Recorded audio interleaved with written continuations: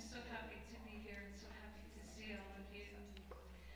As you are welcome here. Visitor, friend, or longtime member, you are welcome here. With little children, or your partner, or alone, we joyfully welcome you here. You are welcome here as believer or doubter, as joiner or loner. You are welcome here. Feeling a part of us or not, full of energy or not, seeking a vision or a rest, you are welcome to join us as you are. We acknowledge that we are in the Aboriginal territories of the Salish, Nez Perce, Blackfeet, and Anasazi people who share the Helena Valley as hunting grounds. The indigenous story of the Helena Valley began long before the arrival of Europeans. We honor those who walked here before us. We honor the path they have shown us in caring for this place for generations to come. We strive for justice and fair relations with their descendants. And Mackenzie will like to tell us.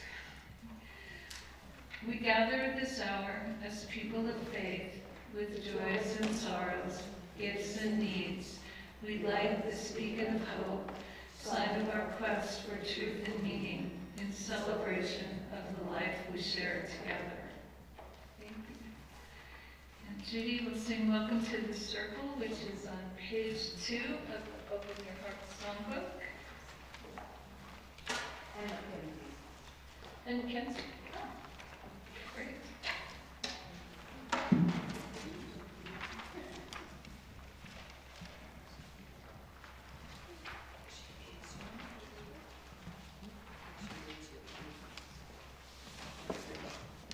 Ray says you're willing and able.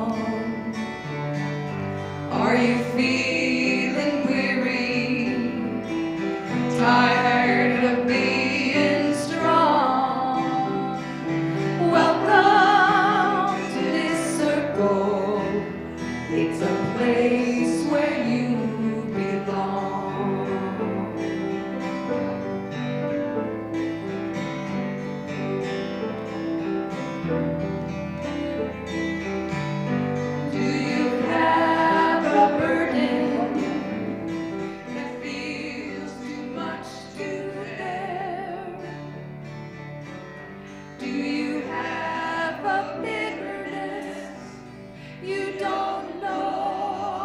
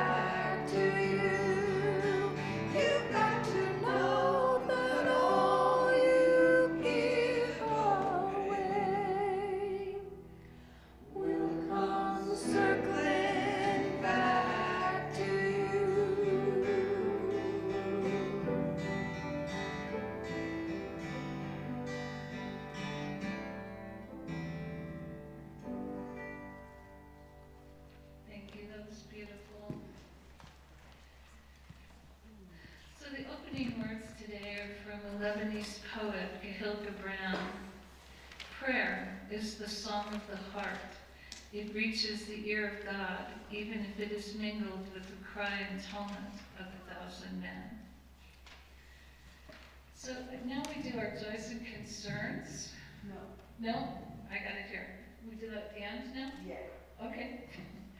So then we go to the offering, or the song for all ages.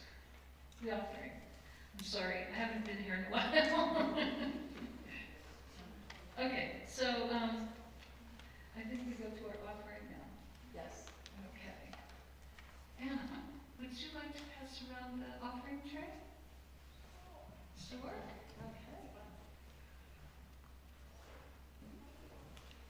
Just go on. Let's see if she's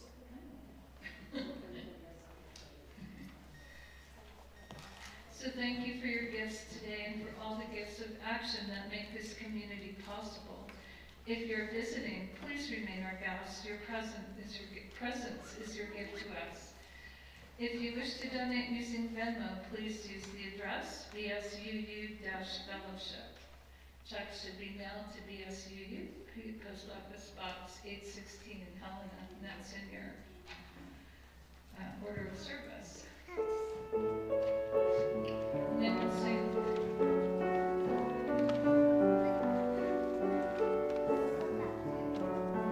Thank you for your loving hands on page 25.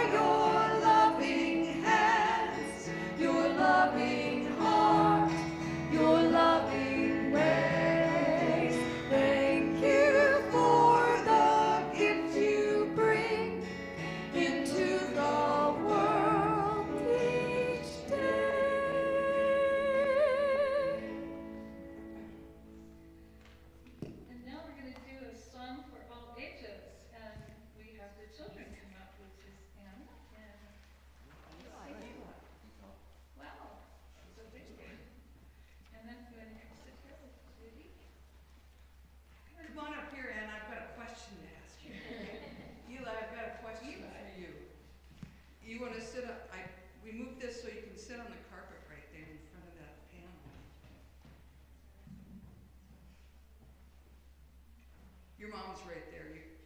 It's not dangerous here. So, have you ever planted anything in the soil? You have? How about you, Eli? Have you planted something in the soil?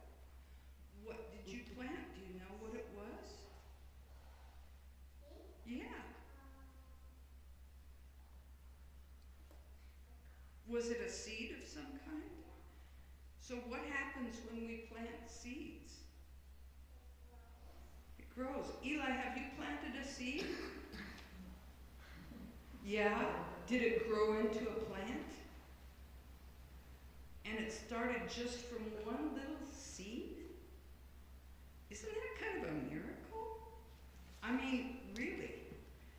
We have sunflower seeds in our bird feeders, and the next year the sunflowers come from all over the place. They're growing everywhere, just from those little seeds, those little black seeds like that. Isn't that a miracle? So this song that we're going to sing is one that my friend Betsy Rose wrote, and she's the one who wrote the first song we started with today, Welcome to the Circle, thank you. And this is one that she wrote for when she was working with kids, and it's called Planting a Seed of Peace.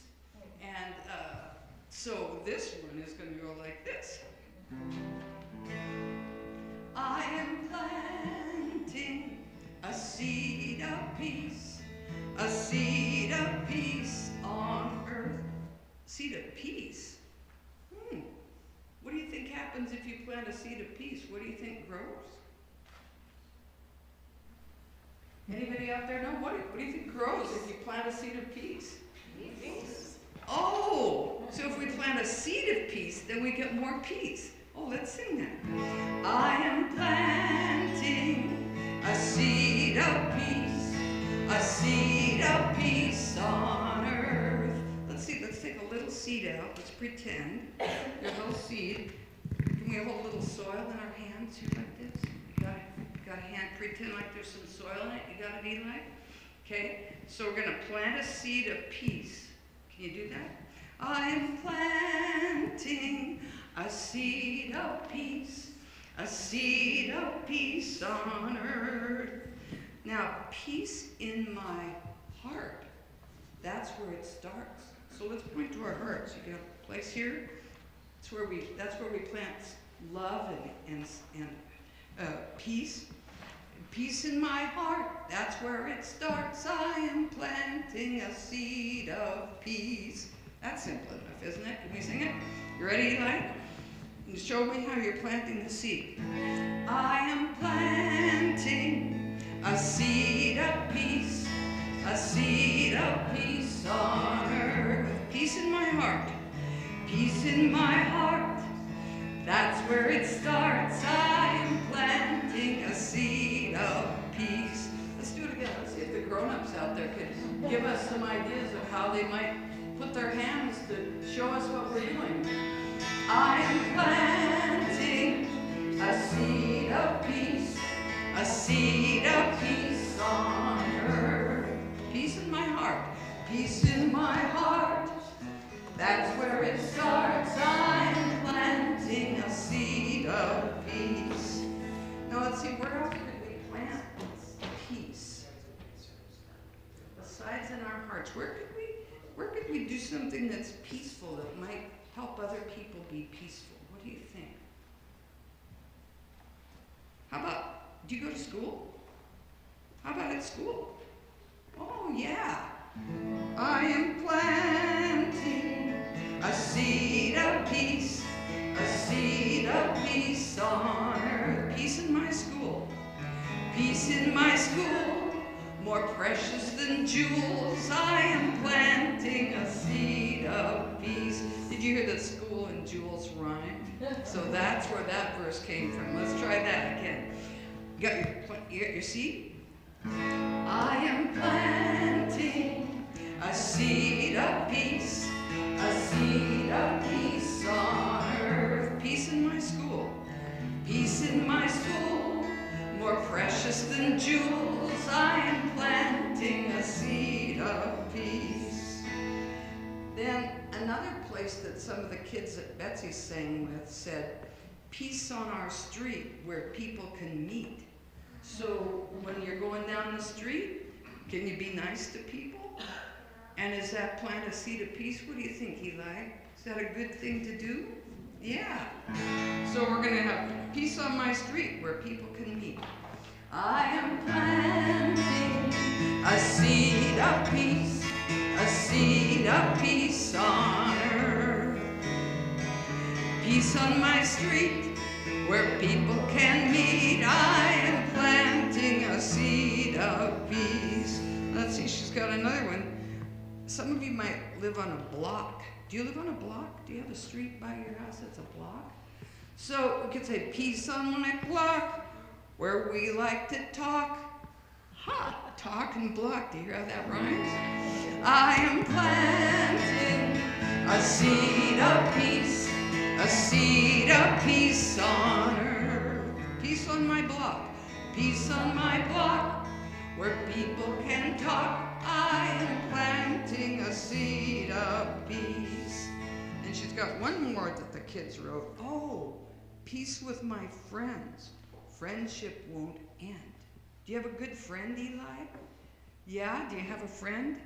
Okay, so you want that friendship to stay, don't you? So, I am planting a seed of peace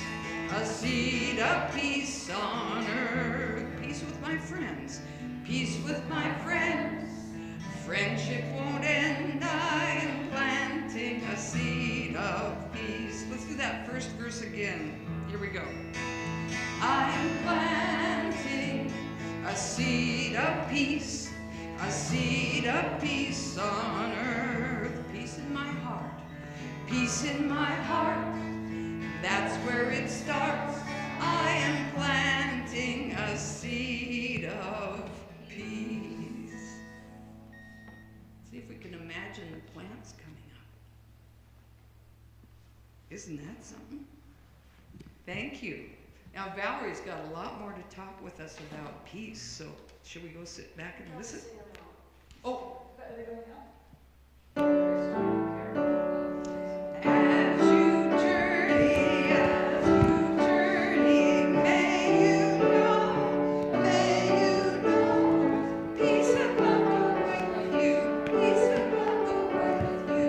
Learn and grow, learn and grow.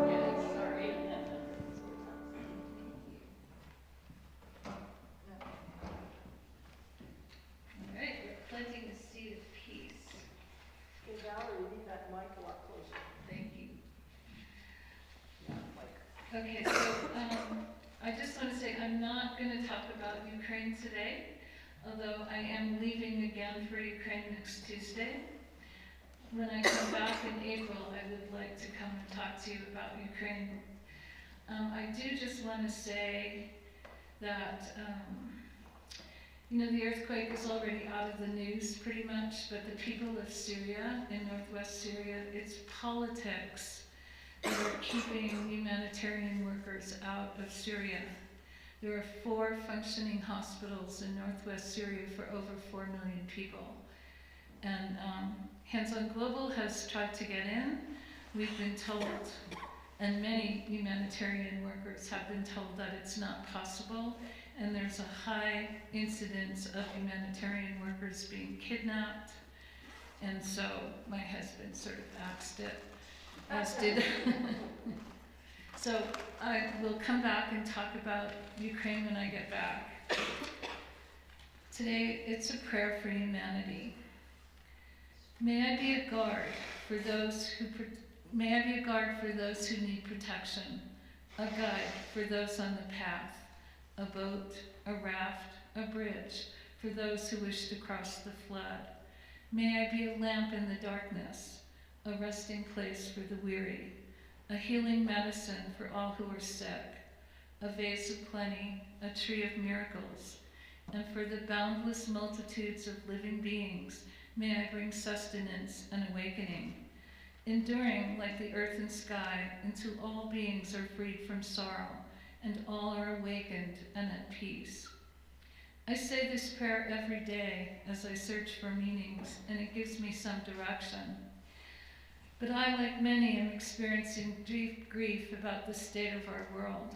There is such turmoil, war, 100 million refugees in crisis, a threatened U.S. democracy, our own rapid and dangerous legislative session, pandemics, the natural disasters, the climate crisis, the suffering of millions. I question the very survival of our planet, and I hear the cry of humanity, and I am overwhelmed. How have we gone from the age of Aquarius, love, peace, harmony, and understanding, to a dark period of human existence, all within most of our own lifetimes? All of humanity is interconnected, and we are bound to a common destiny. Each of us has the power to be the eyes of the world, the voice of the world, the conscience of the world, or the end of the world. We have a responsibility to each and every one. The world is a reflection of the collective consciousness of all of us. If the majority of the consciousness is focused on violence, anger, and greed, we will remain in this darkness of ignorance. But if the collective consciousness embraces peace, love, and compassion, there is hope. I need to believe there is hope. In this sense, I want to talk about mindset, a set of beliefs that shape how you make sense of the world and yourself. It influences how you think, how you feel, and directly impacts your behavior. There is a global mindset now of war, violence, and racism. In the USA, as in most countries, we have a Department of War where people actually study how to annihilate each other. We have an economy of war. Our manufacturing of items of war dominate this economy. We can't even make light bulbs in US factories anymore. They're all imported. We have violent movies. We have the largest incarceration rate of any country. We have violent video games, organized racism, gun violence. Most recently, here in Helena, where an 18-year-old brought a gun to a petty argument. This scenario was modeled to him, Johnny, get your gun mindset, that impacted his behavior with disastrous results. Could a nonviolent conflict resolution model to this petty argument have changed things? We need to model a more enlightened way of life, of compassion, nonviolence, peace, first by healing ourselves, and then our extended community, and then all humanity. I think about this all the time. I have seen so much suffering, and yet people, even in the most dire of situations, have healed and found peace free of retribution. I am remembering a great Tibetan woman, Ama Ade, who was tortured and imprisoned for 28 years by the Chinese. Yet she found compassion for her torturers. She found peace in herself and modeled nonviolence and forgiveness in order to move forward as a human. She's a pillar of strength and commitment to peace, equality, and justice, as written in our principles. We need to be the change we want to see in this world. But how? How do we walk our talk? I'm always asking these questions. To be the change is huge, not only for oneself, but globally. It often seems unattainable, but back to mindset, our beliefs and our behaviors influenced by our beliefs, and then collective consciousness. As I pray for humanity searching for answers, I think about this. I need something more solid than prayer. And so I've been thinking a lot about the concept of the Department of Peace, brought to my attention in 2002 by Dennis Kucinich. He asked, and I quote, "If you believe that humanity has a higher destiny, if you believe we can evolve and become better than we are, if you believe we can overcome the scourge of war and someday fulfill the dreams of harmony and peace on earth, let's begin the conversation today. Let us plan together, act together, and create peace together. This is a call for common sense, for peaceful, nonviolent citizen action to protect our world from widening wars and environmental catastrophes." End quote. I believe all that he said, and this gives me hope that it is possible. This peace department was a comprehensive proposal for a cabinet-level position of the executive branch, with offices of peace education and training, domestic and international peace activities, technology for peace, arms control and disarmament, and an office of peaceful coexistence and nonviolent conflict resolution. How great is that? Is it possible? Again, back to mindset and the collective consciousness of peaceful coexistence. It does seem ideologically impossible in this climate of ignorance and destruction, but I still have hope. I know there are many of us humans who want this. Is it as simple and complex as changing our mind and focusing on the study of peace? In 2002, the UUA Washington office aligned with the Peace Department proposal and urged congregations and districts to establish continuing dialogue with their communities and representatives. It urged the organization of programs locally, nationally, and internationally to support this idea. Well, Dennis didn't win the nomination, and the Department of Peace turned out to be quite threatening to the Department of War. But actually, in 1793, one of our founding fathers and signer of the Declaration of Independence, Benjamin Rush, called for a Department of Peace with equal footing with the Department of War. And he pointed out the effect of this was for the welfare of the United States in promoting and preserving perpetual peace. There have been 16 attempts by Congress to establish a Department of Peace from 1946 until now, mostly, but not all, from Democrats. But maybe now is the time to stir up this idea again. Clearly, these are desperate times. And what else can we offer as hope? We need to work for peace. It seems a solid way forward. Can we, as UUs, lobby for support of a Department of Peace? A major election comes in 2 years. Our Senator Tester runs again. Could we engage him in a proposal of this? Is this possible? Although I grant this, at this moment I can't imagine walking into the legislative session and even suggesting we sponsor a bill of peaceful coexistence. We might be thrown out. And nationally, few in our current Congress coexist peacefully. In fact, they are rude and slanderous to each other. But there are some who stand for peace and justice and are willing to work for it. So where to start? Can we model the mindset of peaceful coexistence within our own community? Can our UU nationally unite and be the catalyst for elevating collective consciousness? Think globally, act locally. Big thinking, big project, but I believe we can. Many of us already engage in big and small activities to make the world a better place. We model to our UU children tolerance. We feed our hungry at God's love. Our members are active in climate change education. We show up to vote. We support refugees. And we find peace in our lives because we work on healing ourselves.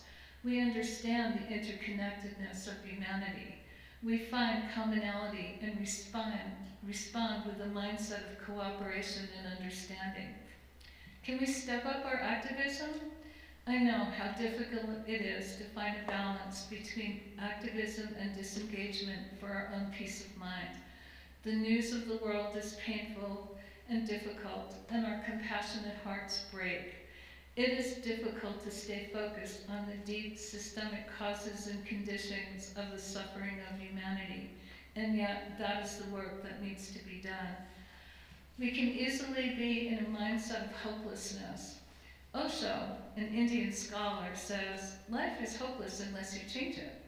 So I ask, can we influence our elected officials and our community to develop a mindset of peaceful coexistence? Can we be the change we want to see in this world? Hard work, and I know it won't happen in my lifetime, but if I work on it, maybe for my grandchildren. Can we consider this? And in the meantime, let's keep praying for peace and humanity. I am going to use this singing bowl for our meditation because it's tuned to the heart chakra.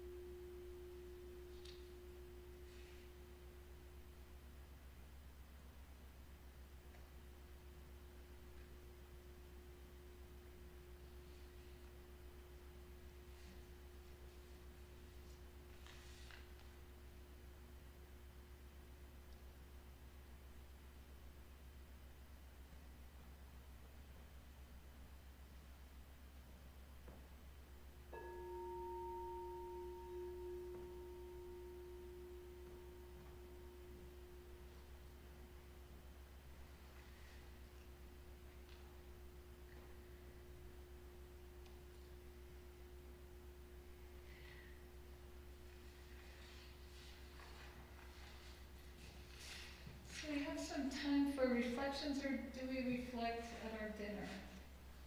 Yes. We are missing singing the simple song of freedom. Okay, let's do that. So should we do that Yes, now? I wasn't sure, sorry. Simple Song of Freedom, written by Bobby Darin. And the words are in the LOS. Yeah.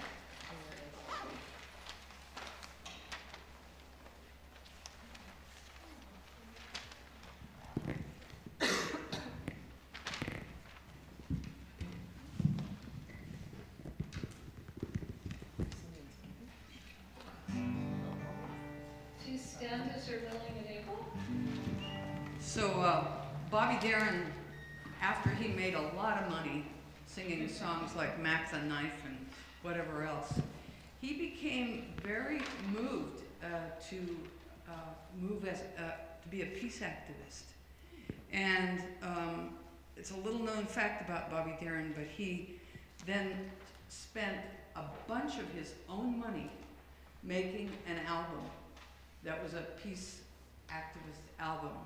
And the title of one of the songs, if not of the album, is Simple Song of Freedom. And some of you may have heard it before in the 60s. And when Valerie has asked me to sing for various events, I have been inclined to write words that are more for what she is doing with Hands on Global. So that's where these words are. Come and sing a simple song of freedom. Sing it like you've never sung before. Let it fill the air. Tell the people everywhere that we, the people here, don't want war. Hey there around the world, can you hear us? We don't want big oil to steal our lives. Money cannot buy clean water and blue sky to wake to in the morning when we rise. So come and sing a simple song of freedom. Sing it like you've never sung before. Let it fill the air. Tell the people everywhere that we, the people here, don't want war. 8 billion humans now, are you listening? This planet's home to more than you and me. Every living thing has got a song to sing. So let's listen every morning when we rise. Come and sing a simple song of freedom. Sing it like you've never sung before. Let it fill the air. Tell the people everywhere that we, the people here, don't want war. 80 million refugees, but who's counting? As oceans and deserts claim their lives, it's plain now to see. It's up to you and me to sing out their stories when we rise. So come and sing a simple song of freedom. Sing it like you've never sung before. Let it fill the air. Tell the people everywhere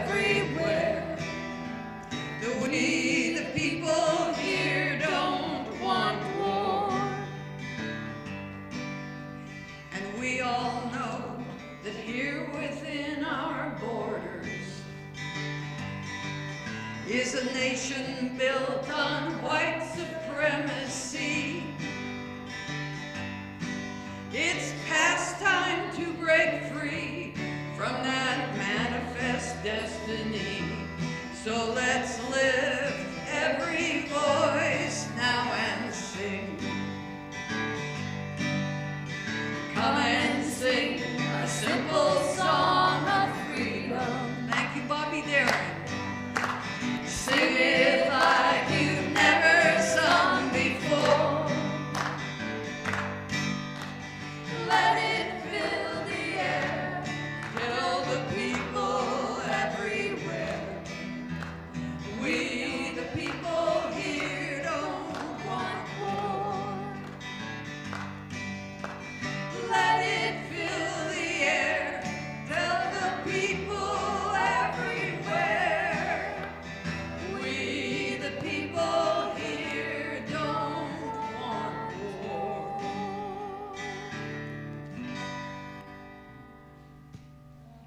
So, Yeah. when did he write this? In the 60s. And here we still are, saying the same thing. But music is another voice of peace. And just 8 billion humans, no, 80 million 8 million refugees is actually, according to the UNHCR, 110 million refugees. So we're still growing our refugee population. Okay, so is there some time for some reflections? And that in?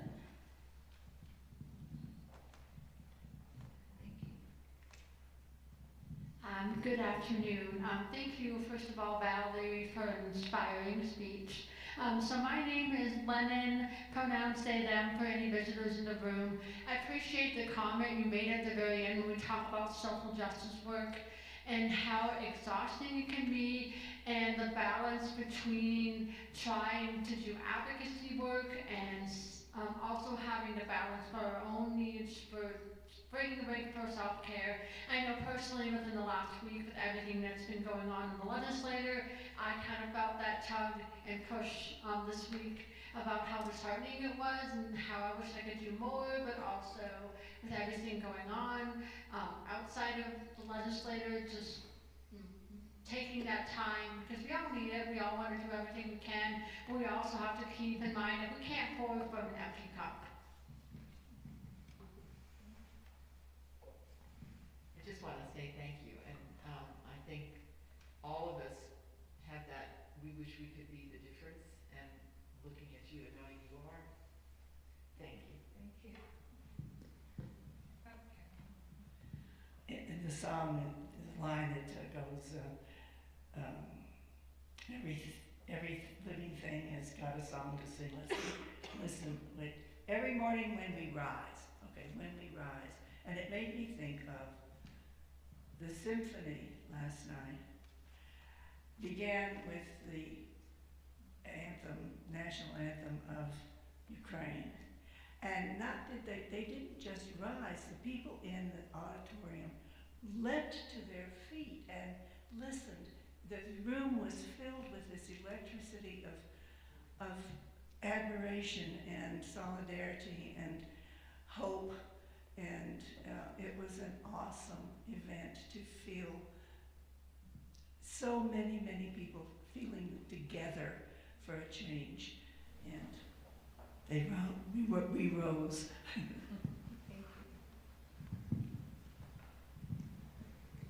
Thank you, Valerie. You really got me thinking. My worldview is that I recognize that a significant portion of our population is driven by fear and anger.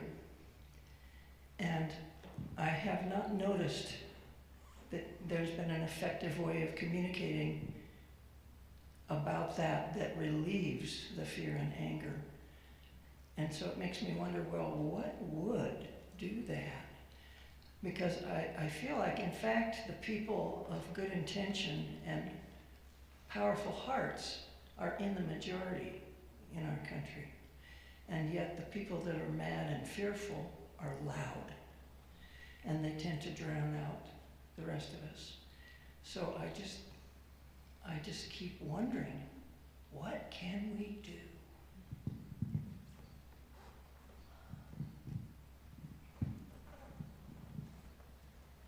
I'm going to speak to that, Cass. I heard and I saw people shaking their head because of our legislature. But we cannot stop and fear them. We have to beat the drum all the time. That's really got me thinking that, oh my goodness, how can we get anywhere with them? But you know, still show up and beat the drum. And maybe somebody in that legislature is going to hear it and be thinking about it. So I don't want us to give up.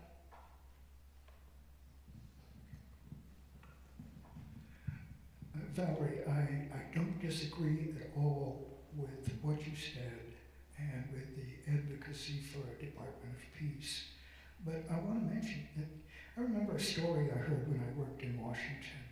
And a guy was giving a neighbor a ride to work. The neighbor was a colonel in the Pentagon. And during the drive they were discussing, the colonel mentioned that he was a Buddhist. The driver said, "How is this possible? How can you possibly be a Buddhist and work in the military?" And the guy's response was, "With all the horrific weapons of war we have, who would you prefer to be in charge? A peace-loving Buddhist or a sociopath who would be willing to kill 1 million people?" Yeah, and we're just saying we don't want war. People in Ukraine didn't want war either. But we need to be glad that they had generals and soldiers and hope that they're the best soldiers there are. I think you're absolutely right about that, and I think the idea of the Department of Peace would have equal footing with the Department of War, so they would hopefully balance each other.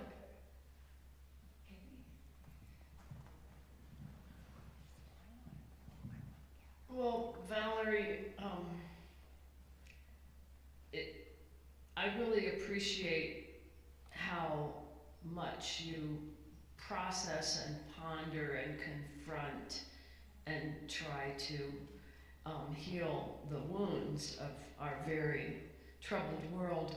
And I just keep going back to the experiences that you and I had together. You mentioned quite a bit about 2002, and not everybody knows this. This isn't a brag or anything. I'm just contextualizing a relationship where Valerie and me and my parents and I don't know if any of you were there, but we would every Friday from 5 to 6 we'd be down at the corner of Montana and 11th holding our signs against the invasion of Iraq and, you know, the escalation that was being justified by saying that they had weapons of mass destruction. And of course we know what happened, shock and awe, and that war escalated and progressed.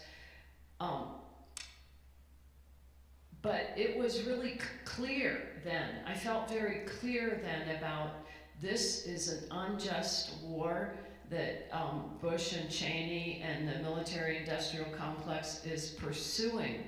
And now we're in this quagmire where I was at the symphony too and stood up when they played the national anthem for Ukraine. And it was moving, but I just kept having these images from Richard Engel's reporting this week out of Ukraine, Kherson, where the local resistance to Russian occupation, they were describing their murderous activities and how they were struggling to take out Russian soldiers that were obviously, you know, creating or committing all these atrocities. Anyway, I'm rambling a little because I'm so troubled. What, you know, do we stand by and just, let Russia bowl over and occupy and destroy Ukraine's culture and, commit mass killings? Or do we just send them more and more weapons and ammunition? And, it's very disturbing to me. I can't find clarity in myself. I have so much cognitive dissonance about how to approach this. I mean, there's certainly no question about treating the wounded, but it's the whole thing is blowing up, and we're just feeding more and more artillery and weaponry, and it's archaic. It's so hideous and what do I want to say, unevolved.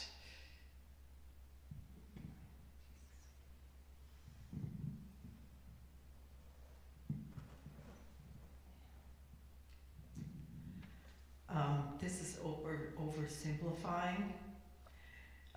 Jesus said, where there is hate, sow love. Because it's the fear. It's the fear that is the seed of hate. And so the love allows the fear to dissipate. And so there's that. And I noticed in my dialogue with Montana legislators that sometimes they get back to me. They actually write back, and it's thoughtful. Our Republican legislator here in Helena that represents us in our district, she's writing me back, and we're in dialogue, back and forth and back and forth. So there's that, and I'm thinking, okay, well, we're talking. And it sort of reminds me of another time when I was at a State Music Teachers Association conference, and a friend of mine is Republican, and she and I had breakfast together, and we talked politics. And I got to listen, which was really important, because most of the time in those kinds of dialogues, I don't listen. But the seed that is feeding the current hatred that the legislature has right now is largely built on fears.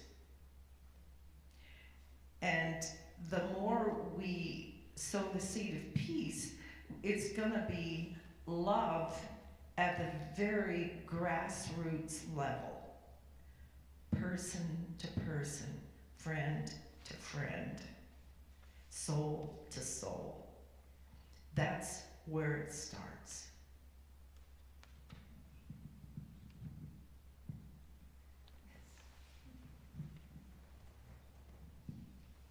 Just one thought, and that is sometimes these discussions overwhelm me and I can't. Like I was making my list the other morning of bills to send notices to my legislator about, and it just got longer and longer and longer. Sometime when we're at the potluck or whatever, just say one joyful thing or one loving thing that you experienced this last week, and then maybe we'll have some hope and strength enough to move forward. And I want to thank Valerie for doing the work she does, because it's so important, and just please come home to us safely. Thank you.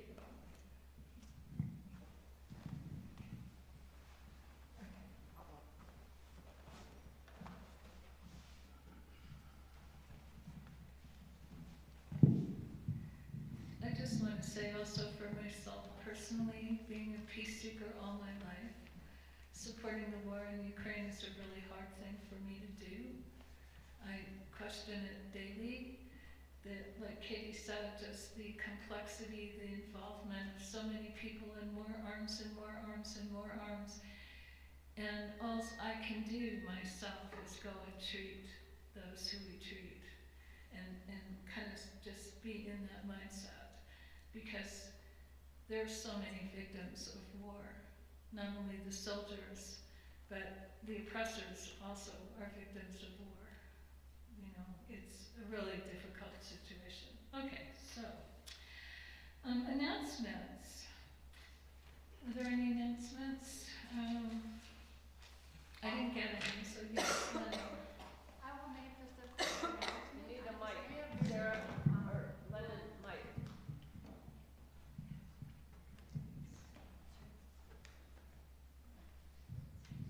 Good afternoon. This is Lennon Kevin, pronouns they, them. I'm just making a quick announcement as the board secretary that we have a board meeting coming up on Friday. So if anyone is interested, the board meeting is open to our membership and the public. So feel free to reach out if you want details about when, where the board meeting is. But it's this upcoming Friday at 7 p.m. Thank you. Any other announcements? Yes. I was just gonna say, and I can probably say this loud enough, no, it No, was no. not windy today. Oh. Just trying to be positive here and thankful.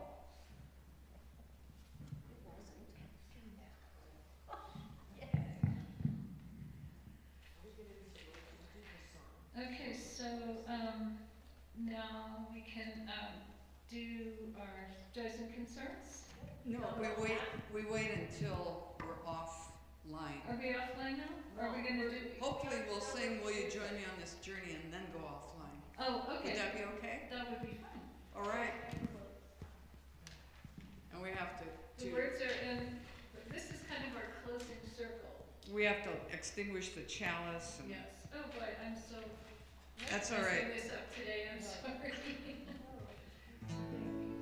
then it requires dialogue. So are we, so are we going to extinguish the chalice and then do our circle and then do joys and concerns? We could do that. Okay, so, Mackenzie, will you extinguish the chalice? And we could all please read this together.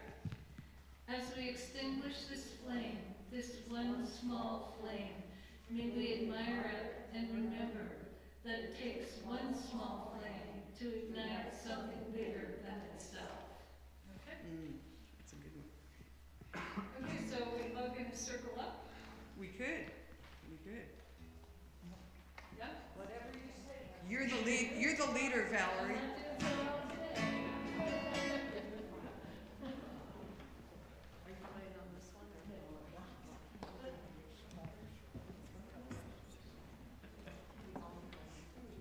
Oh boy.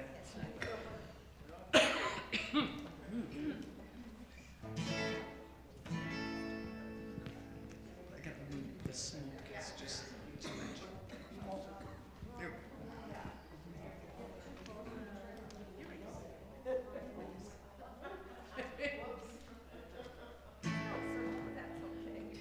Now we have a closing triangle.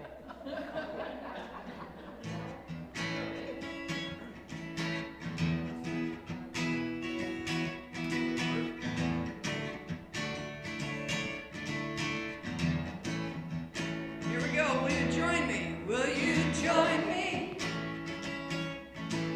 on this journey? It gives me strength to take your hand. The road is long. Sometimes I'm weary. Will you take my hand? We'll send love to the earth through the soles of our feet. We'll send love to the souls of all the people we meet.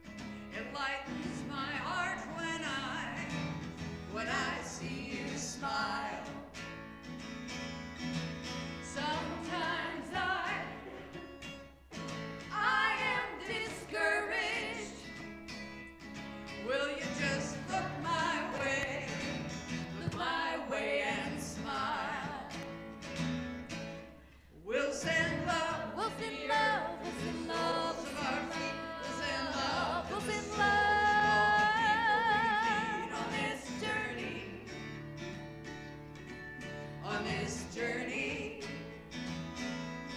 We'll help justice and roll on down to the sea, providing the way on this journey.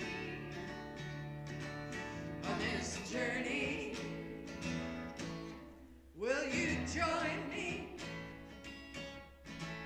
on this journey? I want you there, there beside me. There are times when I will lose my way.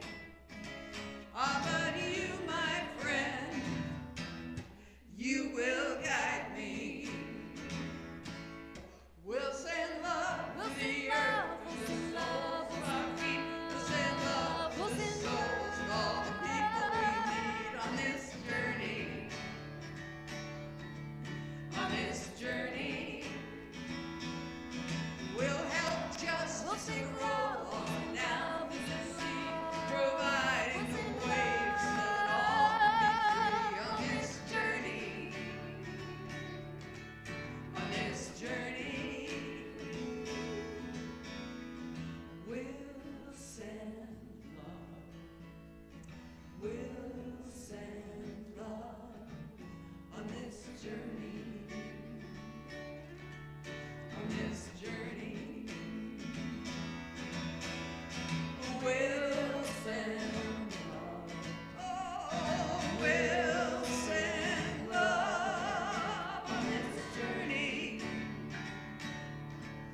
On this journey, we'll send love to the earth, to the soles of our feet. We'll send love to the souls of all the people we meet on this journey. On this journey, we'll help justice roll on down to the sea, providing the waves so that all can be free on this journey. On this journey.